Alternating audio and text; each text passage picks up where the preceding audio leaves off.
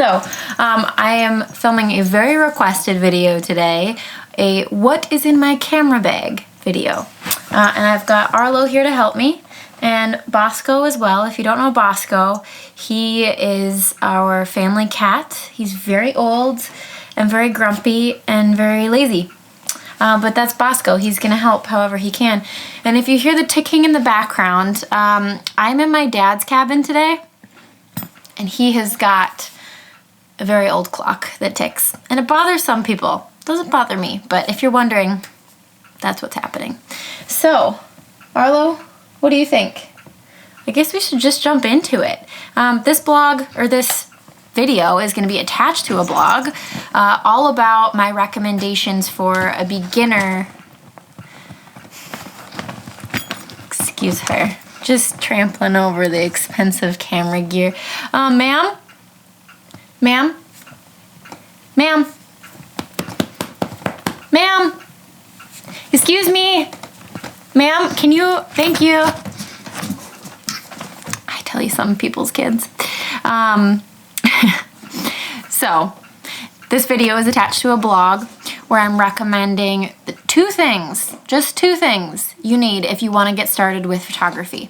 There are a lot of blogs and videos and articles out there that will tiptoe around suggesting things for your beginner camera setup, but I'm just gonna cut to the chase and tell you what you should get, because when you're a beginner, you just need something quality, trustworthy, user-friendly, and beyond that, it doesn't really matter. You're learning composition, you're learning the basics of photography, you just need something to get you going. And my setup, I don't know how I lucked into such a good setup, but last spring, I was a beginner photographer. Now I would say I'm somewhere in between a beginner and an intermediate photographer, and I love my setup. I'm excited for a new setup in the near future. I've got my eyes on an upgrade, but for now, this camera rocks, and I'm excited to show it to you, although I can't show it to you. Funny story. Yesterday, I was telling my dad all about the fun video I'm gonna make showing you guys my camera gear. And he said, Ash, how are you going to film said video? I said, well, with my camera.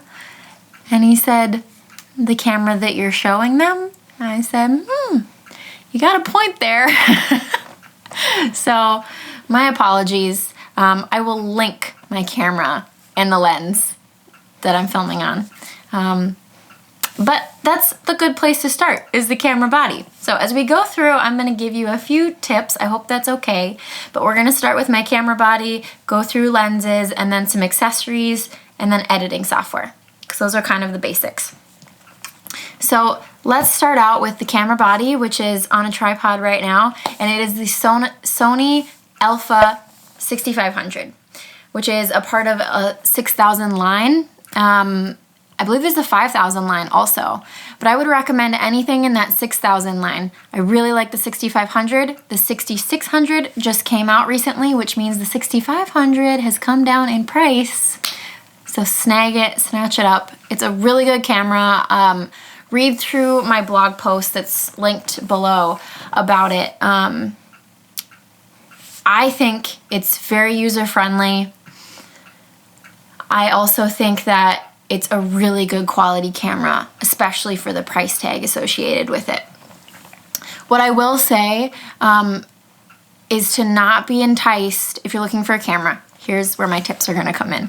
If you're looking for a camera, it's super enticing to go into Amazon and see the package deals that come with something called a kit lens. Just buy the body. Trust me on this, okay? Just buy the body. And then invest your money in one really nice piece of glass, one nice lens. Which brings me to my lenses. So now that we've covered the camera body, simple, easy, Sony Alpha 6500, can't say enough good things about it. There's more on my blog post. But let's cover my lenses. So I have 3 lenses. I started with 2 lenses, and I got the third one this August. So I haven't had it all that long. But let me rank my lenses for you. The one that is on this camera right now, it's a phenomenal lens, but it's my least favorite of the three. So comes in third place. Second place is this lens. First place is this lens. Let's start with third place and why it's third place. But third place is the Sony 18mm to 105mm f4 lens. If those numbers don't mean anything to you right now, don't worry about it. They will. But the 18 to 105mm is the focal range.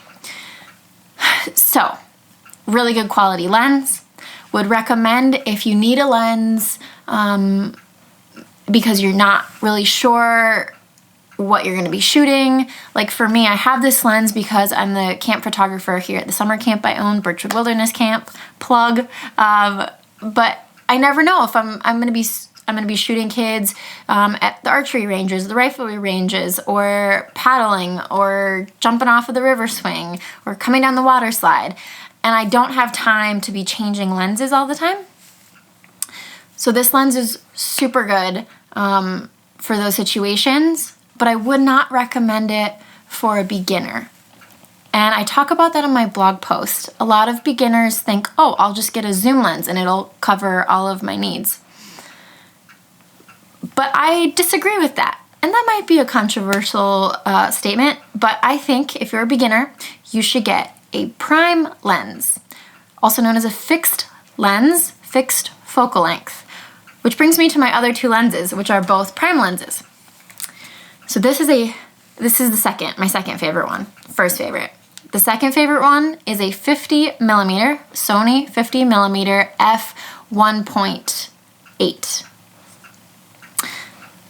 f1.8. My first favorite lens is a Sigma 16mm f1.4. So both of these are fixed focal length lenses.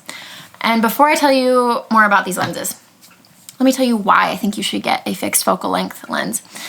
Here's my second tip. So the first one was to not buy kits for your first photography setup. My second is to buy one really nice prime lens.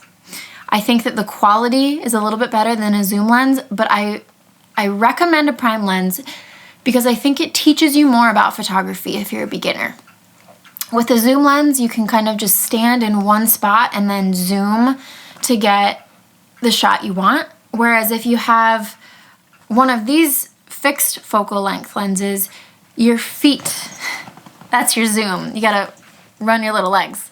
But you have to move, which is, I think, the best teacher for composition. You have to get down on the ground, get up in the tree, run really, really close, run far, far, far away. You get my point. I think you're going to learn more about composition if you buy a fixed focal length lens. So, like I said, 50mm, a 16mm. Why is the 16mm my favorite? Because I tend to shoot a lot of landscape photography, a lot of photos of Arlo, of my cabin. I just find that this lens is really versatile. Now, that being said, my 50mm is really good for portraits. So if I want to shoot a close-up photo of Arlo or my dad, my 50mm is going to take a better picture. But if I'm on the go and I don't really want to carry and change out a bunch of lenses, like if it's -20 and I'm like, I'm not taking my mitten off, okay? This does the job. In my blog post, I posted a photo of Arlo. Can you see this sad sack of a dog right now? Look at her.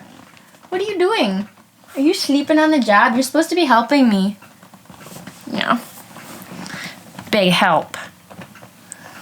There, we'll keep her in the frame. She's more fun to watch than Bosco is. So, okay. If it's cold out and I don't want to be changing lenses, I'll just keep the 16mm on my camera. I think I was saying on my blog post, I put a photo of her that would be considered a portrait shot, but it was shot with the 16mm. Now, it's a little bit distorted. If I were to have taken the same photo with my 50mm, you'd be able to tell the difference. But I still think it's a pretty nice photo. I'll take it if it saved my fingers, okay? And my 16mm is really good for astrophotography. So this little guy does most of the things that I want to do. this is the lens I'm gonna recommend for you if you're a beginner. And it's come down in price. It's $400 now. Some of you might think, Ash, $400? Are you kidding me? That's expensive. But in the realm of quality glass, that's a steal of a deal, okay? That being said, if you think that you're gonna do more portraits, you cannot go wrong with this little nifty 50 is what they call a lens like this. This little 50 millimeter. Really good one, really good quality. I think that's enough about lenses. We've covered that. So my 2 tips so far, don't buy kit lenses off of Amazon. Second tip is invest your money in a nice piece of glass. We need to cover accessories and then editing software. So accessories. I will be transparent with you. I don't like accessories. I find them fussy, like tripods. I hate tripods. They're the bane of my existence. Seriously. The tripod that is on this camera right now, I hate it, but it's what I'm working with. It's actually for a telescope. But it was lying around in my dad's cabin, so this is my tripod. I really don't like it, but it's whatever. A tripod that I would recommend to you, especially if you are on the go, if you're an outdoorsy photographer, is this little JOBY GorillaPod. It's indestructible, first of all, which is important for anything that I own, because somehow I'm just rough on stuff. I guess I'm just that sort of person. But this little guy can just do anything you'd ever want it to. Not that you'd ever need it to do that, but you get my point. I think it runs about 50 bucks. I'll link it below. So tripods are kind of a necessary evil. I'm in the market for a new tripod because mine, well, it is what it is. But anywho, tripods, SD cards, get yourself a bunch of SD cards and get yourself a little wallet for your SD card. Really handy so they're not floating around in your purse like mine often are. Again, I'm just kind of a disheveled person. So there's that. Let's see, what else? Okay, if you're gonna do videography, this is a Tiffin variable ND filter. You put this on your lens and then it's like sunglasses for your lens. So you get your right exposure. Because when you're filming video, your hands are a little bit tied with your settings, and this can be a lifesaver. Also, if you want to do video, and I can't show you this right now, but I'll link it below, there's a microphone on the top of my camera. It's a Rode mic, R-O-D-E, that's the brand name. I think it's like on the lower end of their mics, and it's got a little, looks like a furry sock over it, which is called a dead cat. Don't love that name, but dead cat nonetheless. So if you're doing any video and you want decent sounding audio quality, that's what you get. It's a dead cat. Okay, a non-negotiable item if you're the outdoorsy photographer on the water is a waterproof bag. This one is Sea Line. Whenever I'm paddling, I put my camera in this bag and probably a second lens too, and then I just roll it up and there you go. You have no excuse to lose your camera in the water. Okay, the other accessory that I have that is also the bane of my existence, but people get really nervous for me when I have my camera like over cliffs and stuff, and they're like, "Where's your camera strap?" I'm like, "Huh."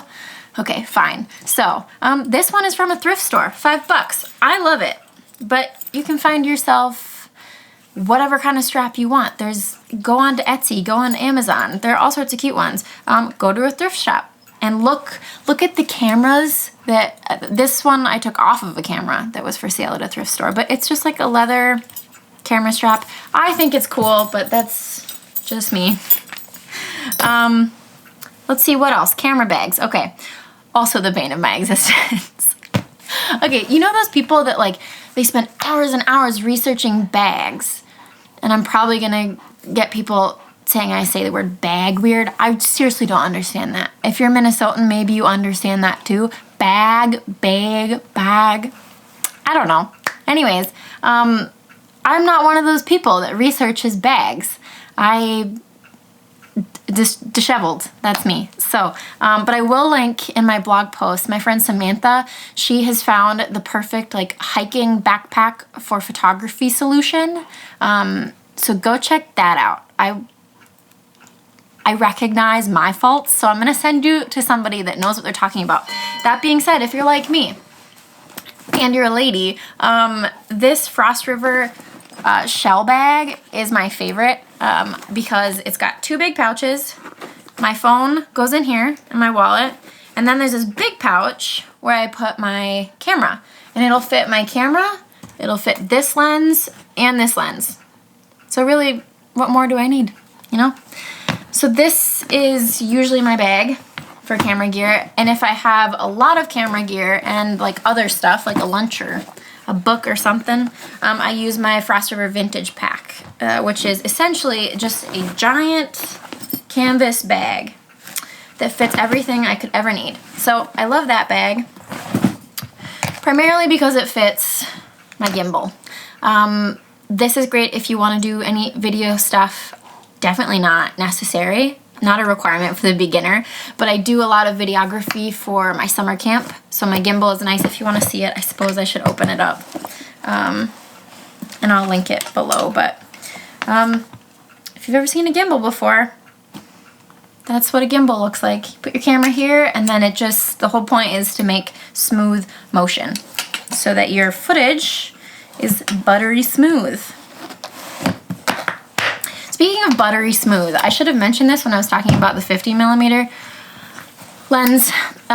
People love this lens for those photos where you've got the person super sharp in focus and then the background is really smooth and blurry.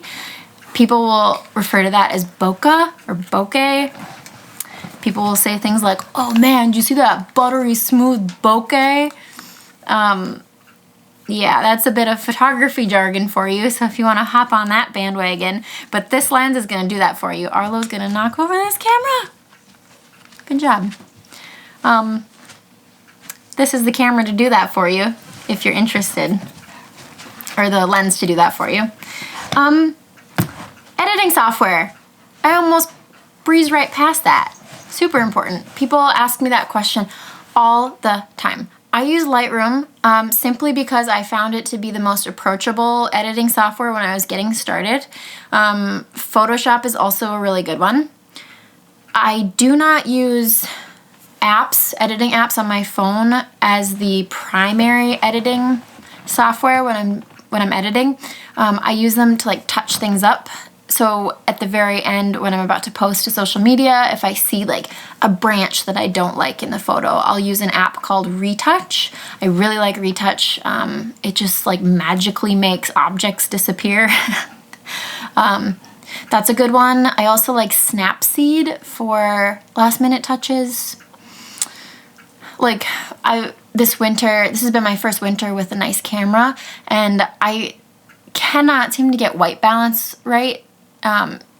It tends to skew too green sometimes, and so right before I put something onto Instagram, I'll run it through Snapseed really quick and adjust the white balance, because sometimes when you take photos off of your desktop computer and put them onto your phone screen, they look different than what you thought they would. So I do final tweaking with Snapseed and Retouch. There's a million apps that you can use out there. I would just recommend getting familiar with Lightroom or Photoshop, and using those as your primary editing software. So that being said, I think I've covered everything in my camera bag. I have kind of just a simple setup, I think. I don't know. You tell me. I like my simple little setup. I mostly just use these 2 lenses, the camera body, this 3rd lens that I'm on right now. I can't remember the last time I used it, maybe this summer. So highly recommend either of those 2 fixed lenses. The Sony Alpha 6500, you cannot go wrong. Get yourself a nice little tripod and go outside and take photos, and don't worry about your gear so much. just get yourself a nice little setup, get running with it. If you're really caught up in the technical details of gear, you're missing the point, I think. I want you to practice composition, get stuff wrong, get back to your desktop and realize you've shot in JPEG instead of RAW mode. And I mean, there's a learning curve to this, and you just have to get out there and make the mistakes and improve. And you will. You totally will. And if you ever want to chat about photography with me, the best way is to DM me on Instagram, and I would love to talk about photography with you. It's funny. I've always liked writing. And my mom never once during her lifetime told me this, but she told my dad, and my dad told me recently that she always wanted me to be a writer and a photographer. And now I have a camera and I love photography. So mothers are always right, is the point. But you're not gonna know until you get out there and try. And the beautiful thing about getting this setup is that the resale value is pretty good. So if you're like, no, photography is not my thing, you're gonna get a good chunk back if you don't like it. But give it a shot. Talk to me. Let's work through it. I wanna help you. So I hope this video was helpful for you. Now you know what's in my camera bag. And I hope you're inspired to go take some photos. So I will talk to you next time. Happy trails.